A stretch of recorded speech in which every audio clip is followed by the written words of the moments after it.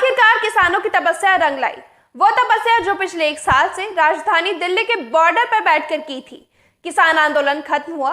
पहली बार किसानों की तरफ से आधिकारिक तौर पर यह ऐलान हुआ है कि हाँ, हमने आंदोलन खत्म कर दिया और अब 11 तारीख यानी परसों हम अपने पूरे सामान के साथ वापस लौट जाएंगे। और एक और दिलचस्प बात मैं आपको बता दूं, 11 तारीख को जब किसान लौटेंगे तो बस ऐसे ही नहीं लौटेंगे, पूरे गाजे बाजे के साथ, शानो शौकत के साथ, पूरे जोश के साथ अपने अपने गांव लौटेंगे, ये बताने के लिए कि हम खाली हाथ नहीं लौटे। पहले ये तस्वीर आप देखिए। पहली बार किसानों की तरफ से आधिकारिक तौर पर यह ऐलान हुआ है कि हाँ, हमने आंदोलन खत्म कर दिया और अब 11 तारीख यानी परसों हम अपने पूरे सामान के साथ वापस लौट जाएंगे। और एक और दिलचस्प बात मैं आपको बता दूं, 11 तारीख को जब किसान लौटेंगे तो बस ऐसे ही नहीं लौटेंगे, पूरे गाजे बाजे के साथ, शानो शौकत के साथ, पूरे जोश के साथ अपने अपने गांव लौटेंगे, ये बताने के लिए कि हम खाली हाथ नहीं लौटे। पहले ये तस्वीर आप देखिए। सिंधु बॉर्डर की ये तस्वीरें हैं, हम आपको दिखा रहे हैं जहां पर किसानों ने लगभग पैकअप कर दिया है, यानी जो सामान, जो टेंट वहां लगे हुए थे, खाने रहने की व्यवस्था पिछले 1 साल से किसानों ने की हुई थी, वो किसान खुद बांधने लगे हैं।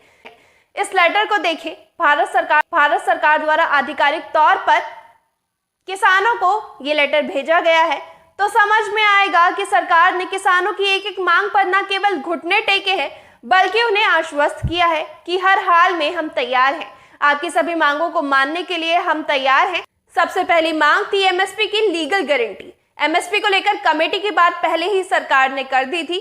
कमेटी को लेकर पेच ये फंस रहा था कि किसानों को ये डर था कि कमेटी बन तो रही है, उसमें सरकार सारे अपने लोगों को न डाल दे। सारे सरकारी लोग अगर होंगे वो सरकारी किसान होंगे जो पिछले 1 साल से सरकार की भाषा बोल रहे हैं, तो भारतीय किसान यूनियन जो एमएसपी की गारंटी की मांग कर रहा है, उसको लेकर कमेटी के अंदर उनका बहुमत नहीं होगा।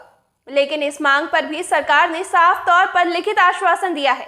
दूसरी मांग पर भारत सरकार ने कहा है यूपी, उत्तराखंड, हिमाचल, मध्य प्रदेश और हरियाणा सरकार इसके लिए पहले ही सहमति दे चुकी है। इसमें जाट आंदोलन केसों को लेकर खासतौर पर हरियाणा में जो सबसे ज्यादा केस है, यहाँ के किसानों में सबसे ज्यादा डर था, क्योंकि अभी भी जाट आरक्षण के दौरान जो आंदोलन में शामिल थे वो अभी भी कोर्ट कचहरी के चक्कर लगा रहे हैं। तो केसेस की वापसी पर भी सहमति सरकार की तरफ से मिल गई है। किसानों ने साफ कर दिया है कि किसान एक साथ 11 दिसंबर से वापस लौटना शुरू करेंगे।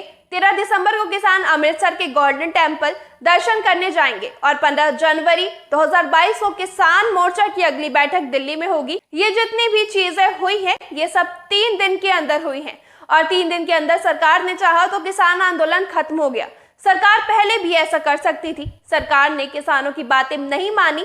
सरकार अगर ये बातें पहले ही मान गई होती तो सरकारी संपत्ति को जो नुकसान हुआ है वो नहीं होता और ना किसानों को 1 साल अपने घरों से दूर दिल्ली में आकर गुजारना पड़ता और 700 किसानों की जो किसान आंदोलन में मौत हुई है वो भी नहीं हुई होती। आप इस पर क्या विचार रखते हैं? कमेंट बॉक्स में अपनी राय जरूर दें। मैं निशा अरोड़ा फिर मिलूंगी आपसे एक और ताज़ी खबर के साथ। तब तक के लिए जुड़े रहिए चाणक्य लाइव न्यूज पर। नमस्कार।